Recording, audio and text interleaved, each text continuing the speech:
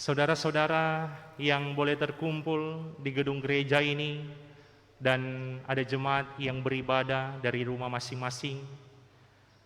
Di sepanjang minggu ini, warga Gemim merenungkan firman Tuhan dalam kitab Ulangan pasal 6 ayat 1 sampai 25 dengan tema di sepanjang minggu ini Long Life Education atau pendidikan seumur hidup. Jadi itu yang menjadi tema di sepanjang minggu ini. Yang artinya pendidikan itu tak hanya dibatasi pada anak-anak, tak dibatasi kepada remaja pemuda, tapi pendidikan itu dapat diberlakukan bagi semua orang di berbagai kalangan umur. Jadi secara sederhana kalau boleh mau bilang, berarti pendidikan itu harus diberikan kepada bayi. Kalau bayi belum ada gigi, sampai opa dan oma yang habis gigi, kan? Begitu kira-kira. Jadi diberikan bagi bayi yang belum ada gigi sampai opa dan oma yang semulai habis gigi.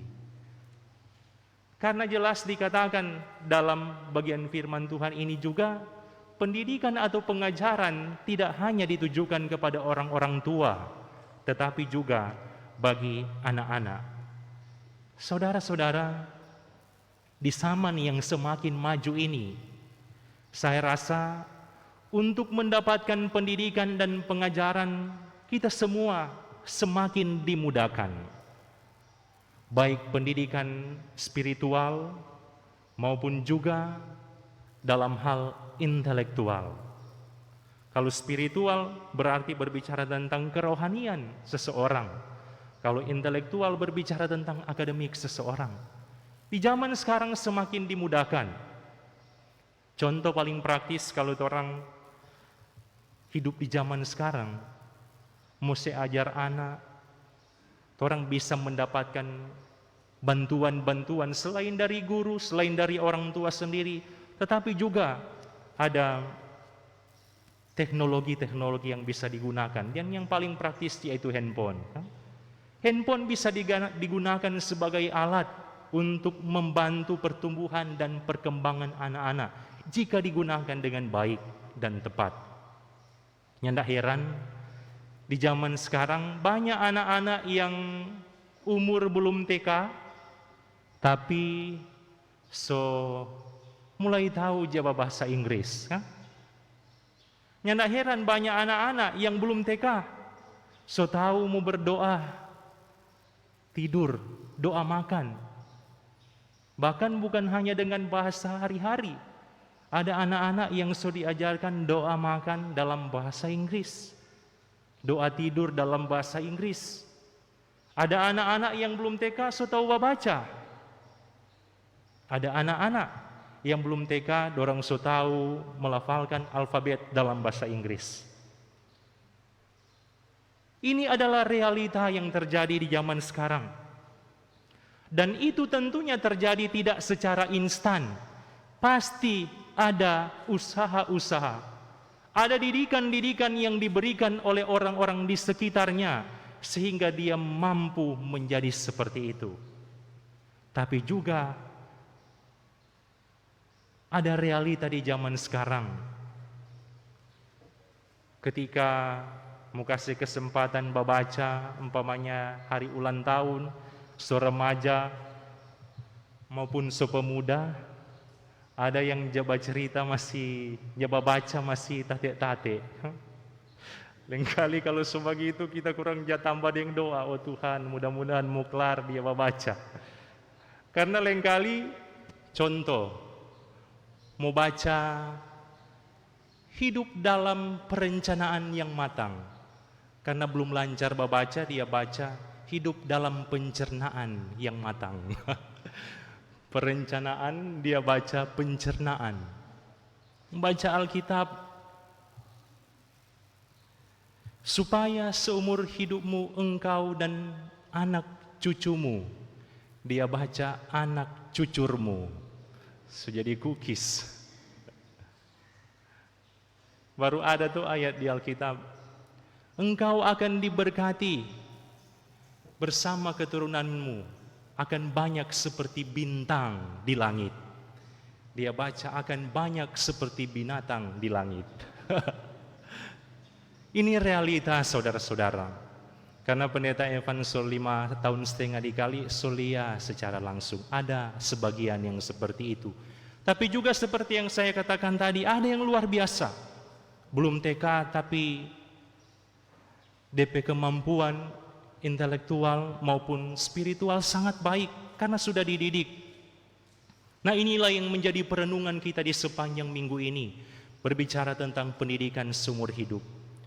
Ketika kita membaca firman Tuhan dalam kitab Ulangan pasal 6 ayat 1 sampai 25, ini adalah pendidikan dan pengajaran yang disampaikan oleh Musa kepada bangsa Israel, berbicara tentang sikap hidup takut akan Tuhan. Jadi dalam firman Tuhan ini kita bisa melihat sikap hidup takut akan Tuhan harus diterapkan mulai dari keluarga. Jadi harus dimulai dari keluarga. Karena itu ini menjadi perhatian bagi kita sebagai orang tua, supaya orang menjadi orang tua yang takut akan Tuhan. Supaya itu juga yang boleh orang wariskan dan bagikan kepada anak-anak kita. Sikap hidup takut akan Tuhan bukan seperti orang yang nyendak bawa SIM, kong dia polisi, kong melarikan diri. Bukan seperti itu.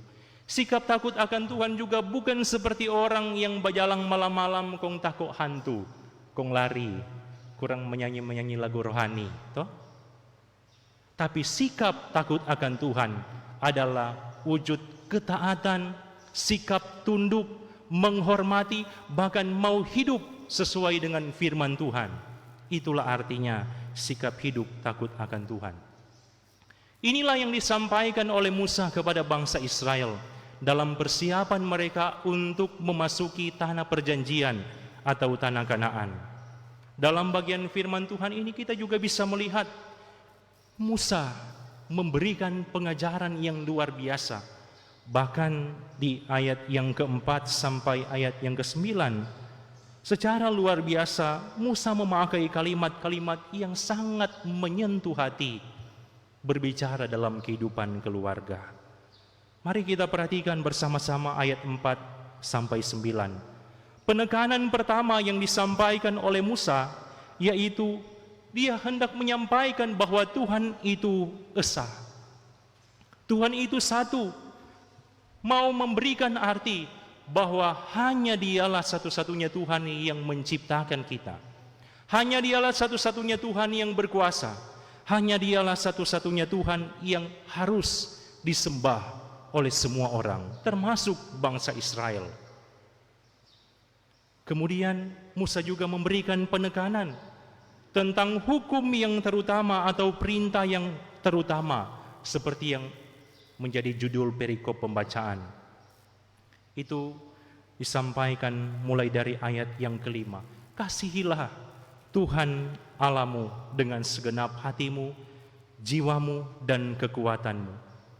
Jadi ini menjadi satu pengajaran yang sangat penting bagi orang dalam kehidupan satu keluarga, baik orang tua maupun anak-anak. Tetapi dari firman Tuhan ini kita juga bisa melihat satu teori pendidikan yang sangat luar biasa, atau boleh saya sebutkan satu filosofi pendidikan yang luar biasa yang disampaikan oleh Musa. Mari kita perhatikan ayat yang ke-7. Haruslah engkau mengajarkannya berulang-ulang. Kalimat ini singkat, mudah dipahami, tetapi memiliki makna juga yang begitu luar biasa dalam kehidupan orang sebagai orang Kristen. Saya mengatakan ini satu filosofi pendidikan, karena ini dapat menjadi dasar bagi semua pengkhotbah, pendeta, bahkan menjadi dasar bagi guru-guru di sekolah ketika mengajar murid-murid, mengajarkan secara berulang-ulang. Saudara-saudara, orang ingat dengan satu lagu sekolah minggu dengan kalimat yang sederhana tetapi memiliki makna yang luar biasa, yaitu baca kitab suci, doa tiap hari. Baca kitab suci, doa tiap hari kalau mau tumbuh. Tiap hari di sini mau memberikan arti dilakukan secara berulang-ulang. Tiap hari, berarti tiap hari orang mesti baca kitab suci. Harus dilakukan secara berulang-ulang. Karena pada hakikatnya manusia memiliki satu ciri khas, yaitu pangbalupa. Baik anak-anak maupun orang dewasa. Anak-anak kalau cuma mau seajar satu kali berdoa, mungkin dia akan belum hafal, kan? Kalau baru satu kali seajar berdoa, dia belum mau ingat itu. Tapi ketika diajarkan tiap hari, oh begini tuh berdoa makang, pasti dia akan mau hafal. Begitu juga kalau di sekolah, kalau berbicara pendidikan yang ada di sekolah, satu hari, satu kali mau kasih ajar, mungkin dia belum mau mengerti. Tapi ketika kasih ajar berulang-ulang, dia pasti mau mengerti. Jangankan anak-anak, dengan remaja atau pemuda dalam kehidupan hari-hari dalam hal praktis, kalau cuma bilang satu kali, ada kemungkinan mau lupa. Contoh, DP mama pesan, "Dek, jangan lupa angkat tuh baju udah jemur nih." Cuma dia bilang satu kali, nampak dah sibuk bermain handphone. Nanti seujang keras baru dia dapat ingat, Allah, mama gotek dah seingat angkat tuh jemuran. Karena cuma disampaikan satu kali, ada yang seperti itu. Jangankan remaja atau pemuda, orang tua saja dapat mengalami hal yang sama, yaitu pangbalupa. Contoh paling praktis, orang sebagai suami, kong istri bilang, "Pak, dia akan tuh ikan dah goreng, mama kote ada ibadah kom ibu. Mama mau mandi dulu." Bapak dah bilang, "Siap mak." Bapak dah bau ni tinju tuh ini. Mama sementara mandi napa semua bau angus. Mar ini bukan pengalaman pribadi nih. Papa so asik bau ni tinju, mama sementara mandi, mama saja bau. Apa ini semua bau angus. Mama bataria dari kamar mandi, "Pak, rupa semua bau angus ini." Langsung bacakar dari tanpa duduk. Nyanda emak, papa kok mau suka baking batore-tore sadiki. Padahal so angus tuh ikan. Hal-hal seperti ini menjadi realita dalam kehidupan orang, baik sebagai anak-anak maupun sebagai orang dewasa. Karena itu firman Tuhan mengatakan hal yang baik harus diajarkan secara berulang-ulang. Nah, inilah yang disampaikan Musa kepada bangsa Israel dalam persiapan untuk memasuki tanah Kanaan. Yang dikatakan dalam firman Tuhan ini, tanah yang berlimpah susu dan madu, atau tanah yang disiapkan oleh Tuhan bagi bangsa Israel yang disebut tanah perjanjian, yang merupakan satu tempat yang begitu luar biasa dengan sumber daya alam yang sudah disiapkan oleh Tuhan bagi bangsa pilihan. Dan firman ini hendak menuntun mereka, mempersiapkan mereka supaya menjadi bangsa yang lebih baik. Tapi ada satu hal juga yang disampaikan Musa. Mari orang perhatikan ayatnya yang ke-12. "Maka berhati-hatilah supaya jangan engkau melupakan Tuhan yang telah membawa kamu keluar dari tanah Mesir." Kalimat ini memberikan arti, jangan ngoni lupa pa Tuhan yang selesai keluar dari tanah Mesir selama 430 tahun mengalami perbudakan di Mesir. Tuhan yang tuntun, Tuhan yang sekaluar, Tuhan yang jaga dalam perjalanan di padang gurun selama 40 tahun. Karena itu Musa mengingatkan, jangan melupakan Tuhan. Seperti yang saya sampaikan tadi, berbicara pangbalupa seringkali menjadi bagian yang sulit dipisahkan. Tetapi juga ada satu hal yang disampaikan Musa, ayat 14 dan 15. Jangan menyembah Allah lain. Saudara-saudara, dalam konteks kehidupan bangsa Israel, menyembah Allah lain atau berhala adalah dosa yang banyak kali dilakukan oleh bangsa Israel. Kalau boleh dikatakan menjadi seperti dosa favorit yang sering kali dilakukan bangsa Israel kepada Tuhan.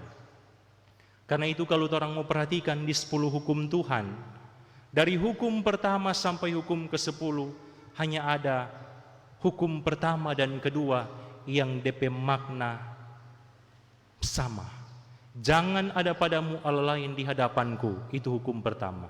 Dan yang kedua, jangan membuat bagimu patung yang menyerupai apapun. Itu maknanya sama, yang menjadi dasar dibuatnya hukum-hukum yang berikutnya. Karena itu saudara-saudara, ketika kita membaca firman Tuhan ini, hendak memberikan motivasi bagi kita semua, memotivasi kita soal perintah yang utama yang disampaikan dalam firman Tuhan ini, yaitu mengasihi.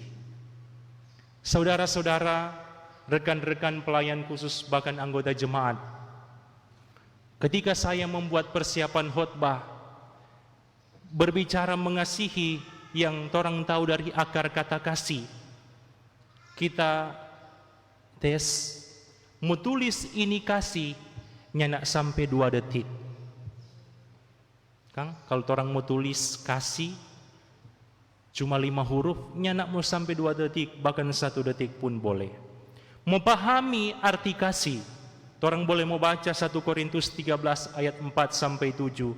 1 menit boleh orang mau dapat mengerti. Kasih itu sabar, kasih itu murah hati, kasih itu tidak memegahkan diri. Gampang mau pahami apa arti kasih, tapi mau terapkan tidak semudah membalikkan telapak tangan. Mau pahami gampang sekali saudara-saudara, cuma itu DP arti kasih. Tapi mau terapkan susah gampang. Apa artinya susah gampang? Susah bagi orang yang mau berusaha, gampang bagi orang yang mau berusaha. Ada orang kalau DP hati so nyanda ada kasih, berarti so dipenuhi dengan amarah, so dipenuhi dengan emosi. Orang kalau so dipenuhi dengan emosi, bahaya sekali. Bahkan lebih bahaya dari penyakit COVID-19. COVID-19 so ada DP vaksin. Mar orang kalau DP hati so dipenuhi dengan kebencian, kung so mendarah daging, biar mau barun semua apotek di Manado nyanda ada DP obat vaksin amarah. Apalagi kong bilang dia so simpan sampai mati kita nyak motogor pangan. Nyanda ada DP vaksin itu. Cuma Tuhan yang mampu ubahkan. Karena itu kita bilang bahaya sekali. Karena orang kalau sudah dikuasai amarah, dia so nak mau pusing, mau suami, mau DP istri, mau DP anak, mau DP kakak, mau DP ade, mau DP birman, DP atasan, bawahan, dia sunyak mau pusing, dia mau lawan. Karena DP hati so dikuasai amarah.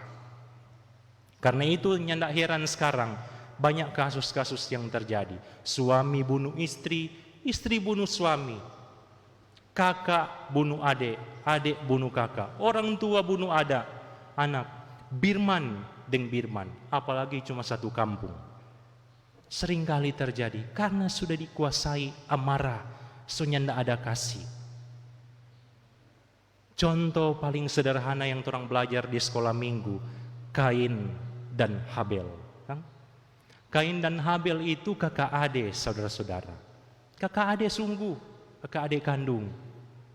Tetapi mengapa Kain membunuh Habel, adiknya? Karena hatinya sudah dikuasai oleh amarah, so nyanda ada kasih.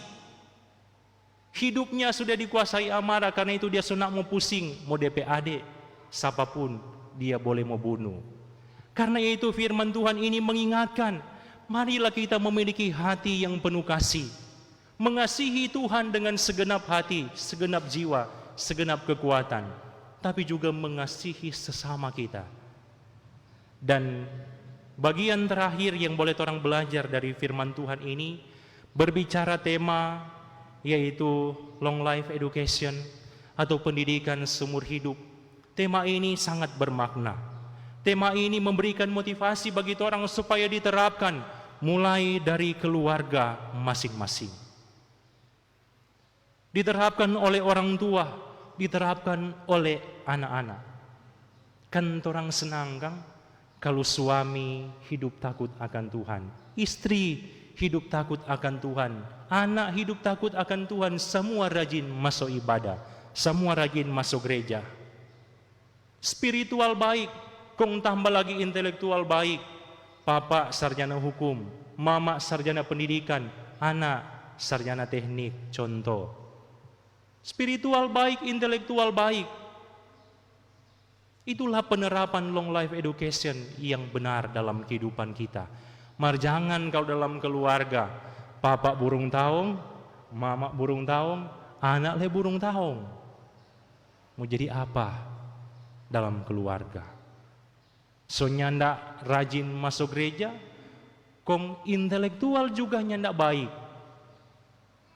Anak papancuri, papa pangbajudi, mama pangbatogel. Mau kacau dalam kehidupan keluarga itu. Karena itu firman ini memberikan motivasi. Long life education atau pendidikan seumur hidup baik spiritual maupun intelektual sangat penting dalam kehidupan. Saudara-saudara, kita selalu rindu sampaikan ini kalimat. Biarpun orang pendeta-pendeta bukan orang asli kali, tapi kita sangat bermimpi supaya beberapa tahun ke depan kali ini semakin maju, baik dalam spiritual maupun intelektual. Memiliki spiritual yang baik, tapi juga memiliki intelektual yang baik. Kita pemimpi, tiap periode jatah tambah setidaknya ada 10 sarjana pendidikan, kan? Ada 10 sarjana ekonomi, tambah 10 sarjana hukum, ada tambah dokter-dokter, tambah perawat-perawat, tambah dosen-dosen, tambah kepala-kepala sekolah, bahkan juga anggota dewan. Itu kita pemimpi sebagai pendeta, tetapi juga walaupun bukan orang asli kali. Sedangkan orang yang bukan orang asli kali boleh bermimpi seperti ini, apalagi orang yang orang-orang kali asli, yang akan menetap seumur hidup di tempat ini, di jemaat ini. Kalau tiap tahun bukan tambah sarjana hukum, mari yang data tambah 10. Kalau sarjana hukum kan DP singkatan SH kan, sarjana pendidikan SPD, sarjana ekonomi SE. Nyanak jatah tambah begitu, mari tiap tahun jatah tambah 10 S-Jud. Apa itu S-Jud? Sarjana judi. 10 S-Tok. Apa itu S-Tok? Sarjana togel. Jatah tambah 10 S-Dok. Apa itu S-Dok? Sarjana doger. Jatah tambah 10 SBT tiap tahun, sarjana burung taung. Orang pasti juga akan susah. Karena itu di akhir khotbah ini, marilah kita sebagai orang tua menyadari pentingnya pendidikan, pentingnya pengajaran spiritual dan intelektual bagi kita sebagai orang tua, tetapi juga bagi anak-anak kita. Karena itu ada satu prinsip sederhana di akhir khotbah ini yang juga boleh diterapkan oleh orang tua. Sebagai orang tua, marilah orang memiliki prinsip. Kalau papa cuma lulus SMA, usahakan anak sarjana. Kalau papa atau mama cuma petani, usahakan anak dosen fakultas pertanian. Kalau bapak cuma bas, usahakan anak arsitek. Kalau bapak sopir mikro, usahakan anak pengusaha showroom. Kalau bapak Atau mama cuma tukang jual cookies, usahakan anak nantinya pengusaha restoran. Ini prinsip yang penting bagi orang sebagai orang tua, supaya boleh nyata satu filosofi atau pepatah yang sering kali orang dengar. Hari ini harus lebih baik dari hari kemarin, dan hari esok harus lebih baik dari hari ini. Kali hari ini harus lebih baik dari kali hari kemarin, dan kali hari esok harus lebih baik dari kali hari ini. Tuhan Yesus memberkati, firman Tuhan ini memberkati kita semua. Amin.